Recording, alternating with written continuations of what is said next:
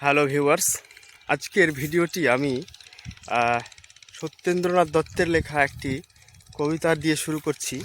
কবিতাটি হচ্ছে কোন দেশে।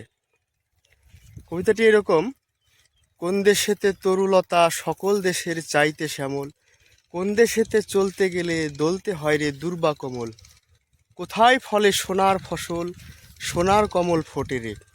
এই যে সোনার ফসল বিষয়টা আসলে কি, আমরা এর আগেও এছাড়াও অন্যান্য জায়গায় যে সোনালি মাঠ বা সোনালি ধান এরকম অনেক বিষয়গুলো শুনেছি, যেগুলোতে ফসলকে সোনার সঙ্গে তুলনা করা হয়েছে।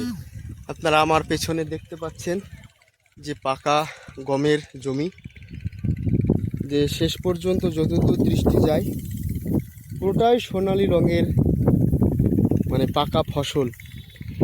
এই যে সোনালি রঙের গমের শীষ যেটা দেখতে পাচ্ছেন, এটা একটা চাষির কাছে সোনা ছাড়া কিন্তু একটু কম নেই। 3 মাস 4 মাস হাড় ভাঙা পরিশ্রমের পর যখন এইরকম সোনালি ফসলে মাঠটা ভরে ওঠে, তখন ঠিক একই সঙ্গে চাষির এবং চাষির পরিবারের বুকটাও কিন্তু ভরে ওঠে। তো এই যে দৃশ্য, আমি ব্যাক ক্যামেরায় আপনাদের ভালো দেখাই।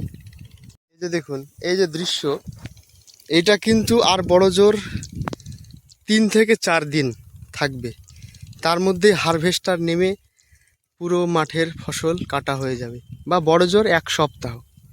কিন্তু এই 1 সপ্তাহ পুরো মাঠটা সোনালি বর্ণের হয়ে গেছে। এটা কিন্তু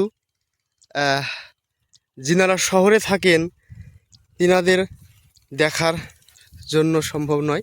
এটা একমাত্র গ্রামবাসী যারা বা গ্রামে থাকেন বা কৃষক, তারাই কিন্তু এটা দেখার সৌভাগ্য অর্জন করে। তো দেখুন কত সুন্দর সাজানো গোছানো শীষ, এবং প্রত্যেকটা শীষের খোঁচায় দানাগুলো সজ্জিত রয়েছে। সৃষ্টিকর্তার এক অপরূপ সৃষ্টি, যেটা আপনারা একদম কাছ থেকে দেখলে বুঝতে পারবেন এবং আপনাদেরকে মুখরিত করে তুলবে। তো এই আজকের এই মাঠটা দেখুন, পাকা গমের ভর্তি। এই ছিল আজকের ভিডিও। একটা দৃশ্য দেখানোর চেষ্টা করলাম, সোনার ফসল কাকে বলে সেটা। তো আশা করি ভালো থাকবেন, আমাদের চ্যানেলটিকে সাবস্ক্রাইব করবেন। ধন্যবাদ।